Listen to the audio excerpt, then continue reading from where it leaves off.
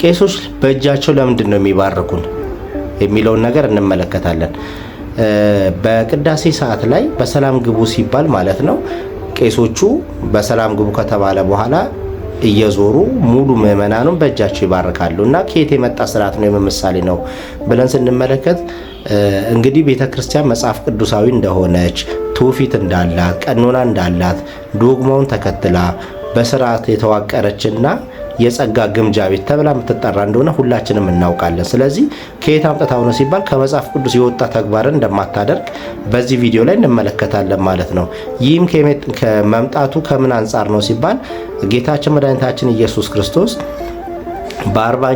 ከሙታን ከሶስተኛው ቀን ከተነሳ በኋላ 40 ቀን ሙሉ ሲያስተምራቸው ቆይቶ በ40ኛው ቀን ወደ ሰማይ አድርጓል። በሚያርግ ሰዓት ላይ እኔ ሲሄድ የሚመጣላችሁ የእግዚአብሔር ከአብ የሚወጣው አጽናኝ መንፈስ ቅዱስ ለእናንተ ይመጣላችኋል፣ እኔ ካልሄድኩ አይመጣም ብሏቸው ነበርና ለሐዋርያቱ እናንተም በዚህ ጸንታችሁ በኢየሩሳሌም ጸንታችሁ ቆዩ ብሏቸው ነበርና መንፈስ ቅዱስ እንደሚመጣላቸው ነግሯቸው ነው የሄደው ማለት ነው።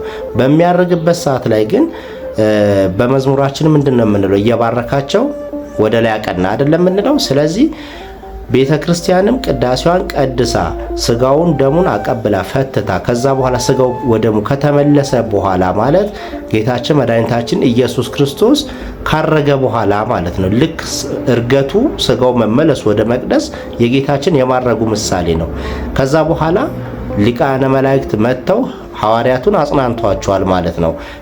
ምን ታያላችሁ? ልክ ሲሄድ እንዳያችሁት እንዲሁ ደግሞ ተመልሶ ይመጣል ብለው አጽናንቷቸዋል ማለት ነው። ሁለቱ አንዱ ቄስ ዋናው ቄስና ዋናው ዲያቆን ወጥተው ማሰናበታቸው የሁለቱ መላእክት ምሳሌ ነው።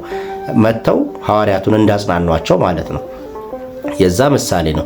ስለዚህ መባረኩ ምንድነው ሲባል ሐዋርያት ተሰብስበው ጌታችን ከዓይናቸው እስኪጠፋ ድረስ ወደ ላይ አንጋጠው በሚመለከቱ ሰዓት እየባረካቸው ነው ያረገው።